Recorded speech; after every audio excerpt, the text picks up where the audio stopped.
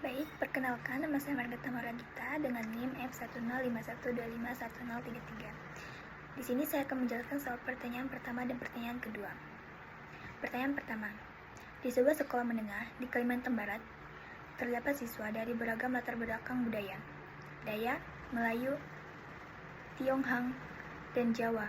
Suatu hari, di sekolah mengadakan kegiatan proyek based learning berupa pameran sains dan budaya. Setiap kelompok diminta menampilkan inovasi sains sederhana yang dikaitkan dengan nilai budaya masing-masing. Namun, muncul masalah. Sebagai siswa, merasa ide mereka kurang dihargai karena dianggap tidak ilmiah. Adanya kelompok yang tidak menonjol karena budaya mereka lebih dikenal luas. Dan beberapa siswa mulai berenggan berpartisipasi karena merasa identitas budayanya tidak dianggap penting. Dan lanjut ke pertanyaan analisis. Pertanyaan analisis yang pertama, apa saja bentuk hambatan multikultural yang muncul dalam kasus di atas? Saya akan menjawab pertanyaan pertama. Hambatannya yaitu peremahan terhadap latar belakang budaya, suatu kegiatan proyek based learning, dan adanya membanding-bandingkan budaya, sehingga beberapa siswa tidak merasa senang dan mulai enggan berpartisipasi dalam kegiatan proyek based learning. Pertanyaan yang kedua, bagaimana strategi guru untuk memastikan semua budaya dihargai kegiatan proyek based learning? Dengan cara guru memberikan penjelasan terhadap siswa yang merasa budayanya tidak dianggap, dan serta menjelaskan tidak ada budayanya yang tidak dianggap dengan bahasa yang bisa dipahami siswa tersebut. Lanjut di soal nomor 3, hubungkan kasus ini dengan prinsip multicultural education menurut James A. Banks. Misalnya, QT pedagogy, Knowledge construction projects. Jawabannya, QT pedagogy itu guru harus menjelaskan bahwa pengetahuan sains mempengaruhi latar budaya. Guru harus mendorong siswa untuk beranalisis bagaimana berasumsi terhadap tentang budaya dan tidak membeda-bedakan suatu budaya. Terus knowledge construction project itu guru harus bisa mengubah cara mengajar agar semua siswa dapat nilai akademis yang baik dan berpemerataan pembelajaran. Lanjut ke soal nomor 4. Itu soalnya jika Anda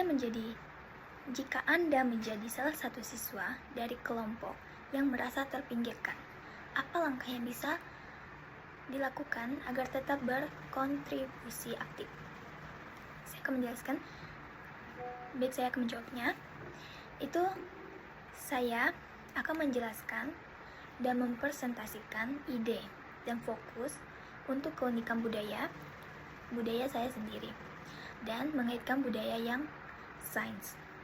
Pertanyaan kelima, bagaimana kasus ini dapat dijadikan bahan untuk merancang bahan ajar yang menumbuhkan sikap saling menghargai? Itu kasus ini tuh bisa dijadikan contoh buat siswa berpikir ulang dan berdiskusi bersama di bahan ajar, dan mereka diminta untuk mencari tahu masalah munculnya dan bagaimana cara menyelesaikan suatu masalah. Lanjut di soal nomor 2, saya akan menjelaskannya. Dan sebelum saya menjelaskannya, saya akan membaca soalnya. Sebuah SMA di Pontianak menyerahkan program Merdeka Belajar dengan memberi kebebasan kepada siswa untuk memilih proyek sesuai minat mereka. Kelompok pertama memilih proyek fisika terapan, itu membuat alat menghemat energi di rumah. Kelompok kedua memilih proyek sosial budaya, meneliti kebiasaan masyarakat dalam menggunakan listrik dan air. Kelompok ketiga memilih proyek lingkungan, kampanye hemat energi melalui media sosial. Namun, guru menemukan beberapa tantangan. Ada siswa yang hanya fokus pada hasil proyek tanpa menunjukkan sikap disiplin dan tanggung jawab. Sebagai siswa kurang menghargai perbedaan pemilihan proyek antar kelompok, guru ingin memastikan bahwa kebebasan belajar tetap menumbuhkan nilai karakter seperti kerjasama, integrasi, dan kepedulian. Lanjut di pertanyaan analisis. Pertanyaan pertama, apa saja tantangan pendidikan karakter yang muncul dalam penerapan Merdeka Belajar pada kasus di atas? Itu tantangannya tuh siswi lebih fokus pada hasil akhir dan pada prosesnya, seperti evaluasi, perencanaan dan persiapan. Mahasiswa kurang fokus pada proyek dalam proyek tersebut dan mengabaikan apa yang harus dipelajari. Soal yang kedua itu, bagaimana strategi guru agar kebebasan belajar tetap menumbuhkan nilai karakter, misalnya disiplin, tanggung jawab, kerjasama. Itu strateginya itu dengan menggunakan sistem penilaian yang tidak berfokus pada hasil akhir, seperti disiplin waktu, tanggung jawab, individu dan kerjasama pada dalam kelompok. Dan agar siswa-siswi bisa berkembang dalam hal yang disiplin, tanggung jawab, dan juga kerjasama, lalu diberikan deadline tugas dan pembagian tugas dalam suatu kelompok agar setiap siswa-siswi memiliki tanggung jawab masing-masing. Lanjut di soal pertanyaan yang ketiga, hubungkan kasus ini dengan prinsip Merdeka Belajar menurut kebijakan pemerintah, misalnya fleksibilitas, diferensiasi, dan relevansi. Secara fleksibilitas, kebijakan ini diberikan kepada pelajar untuk lebih minat proyek masing-masing seperti fisika, biologi, sosial budaya, dan lainnya. Terus yang diferensiasi itu prinsipnya itu diharapkan siswa bisa menyesuaikan kebutuhan dan kemampuan agar siswa-siswa bisa mengembangkan bakat masing-masing. Terus yang relevansi itu kebijakan menekankan pembelajaran yang relevan dan konteks kehidupan siswa dan masyarakat, seperti proyek menghemat energi yang terkait dalam isu sosial dan lingkungan di Pontianak.